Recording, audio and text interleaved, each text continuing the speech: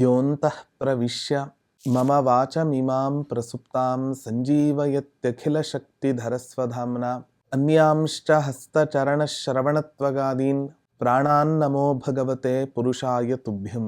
ಪೂಜ್ಯಾಯ ರಾಘವೇಂದ್ರಾಯ ಸತ್ಯಧರ್ಮರತಾಯ ಚ ಭಜತಾಂ ಕಲ್ಪವೃಕ್ಷಾಯ ನಮತಾಂ ಕಾಮಧೇನವೇ. ಧ್ರುವಾದಿಧ್ವಾಂತರವಯೇ ವೈಷ್ಣವೇಂದೀವರೇಂದವೇ ಶ್ರೀರಾಘವೇಂದ್ರ ಗುರವೇ ನಮೋ ಅತ್ಯಂತ ದಯಾಲವೇ.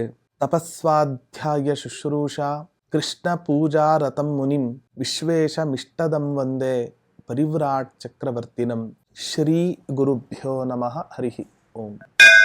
ರಾಯರ ಸಹಸ್ರನಾಮಾವಳಿಯಲ್ಲಿ ಇವತ್ತಿನ ದಿನ ರಾಘವೇಂದ್ರ ತೀರ್ಥರ ಇನ್ನೊಂದು ಗುಣವನ್ನ ತಿಳಿಸ್ತಕ್ಕಂತಹ ಒಂದು ನಾಮ ಓಂ ನಾಥಾಯ ನಮಃ. ರಾಯರು ಅಕ್ಷರಶಃ ಸ್ವಾಮಿ ಇದ್ದಂತೆ ಇದ್ರು ಅಂತ.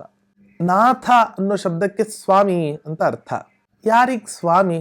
ತಮ್ಮನ್ನ ಬೇಡಿ ಬಂದ ಭಕ್ತರಿಗೆ ಎಲ್ಲ ಇಷ್ಟಾರ್ಥಗಳನ್ನು ಕೂಡ ಪೂರೈಸ್ತಕ್ಕಂತಹ ಮಹಾನುಭಾವರು ಅಂತಾದರೆ ಅವರು ಸ್ವಾಮಿಗಳಾಗಲೇಬೇಕಲ್ವಾ? ನಮ್ಮೆಲ್ಲರ ಮೇಲೂ ಕೂಡ ಇವತ್ತಿನ ದಿನ ಪ್ರಭುತ್ವ ಇರತಕ್ಕಂತಹ ಮಹಾಗುರುಗಳು ರಾಘವೇಂದ್ರ ತೀರ್ಥರು. ರಾಯರನ್ನ ಇವತ್ತಿನ ದಿನ ಪ್ರತಿಯೊಬ್ಬ ಭಕ್ತನೂ ಕೂಡ ರಾಯರೇ ನನಗೆ ಒಳ್ಳೇದು ಮಾಡಲಿ, ರಾಯರೇ ಅವನಿಗೆ ಕನಸಲ್ಲಿ ಬಂದಿದ್ದೀರಾ, ನನಗೂ ಕೂಡ ಕನಸಲ್ಲಿ ಬಂದು ಸೂಚನೆಯನ್ನು ಕೊಡಿ. ವಿಚಿತ್ರವಾದ ರಾಘವೇಂದ್ರ ತೀರ್ಥರ ಭಕ್ತರನ್ನ ಇವತ್ತಿನ ದಿನ ನಾವು ಕಾಣುತ್ತೇವೆ. ಎಷ್ಟರ ಮಟ್ಟಿಗೆ ಅಂತ ಹೇಳಿದ್ರೆ, ಪರಮಾತ್ಮನನ್ನ ಬೇಕಾದರೂ ಕೂಡ ಬಿಟ್ಟೇವು, ರಾಘವೇಂದ್ರ ತೀರ್ಥರನ್ನ ನಾವು ಬಿಡ್ಲಿಕ್ಕೆ ಸಿದ್ಧರಿಲ್ಲ. ಅಷ್ಟೊಂದು ತಾದಾತ್ಮ್ಯ ಇವತ್ತಿನ ದಿನ ರಾಯರ ಮೇಲೆ ಅವರ ಭಕ್ತರಲ್ಲಿ ನಾವು ಕಾಣುತ್ತೇವೆ.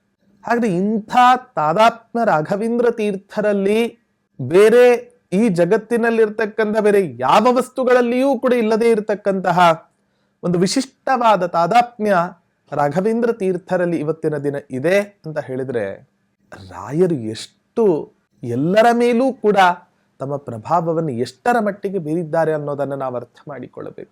ಹಾಗಾಗಿ ನಾಥರಾಗಿದ್ದಾರೆ, ನಮ್ಮಂಥ ಅನಾಥ ರಕ್ಷಕರಾಗಿದ್ದಾರೆ.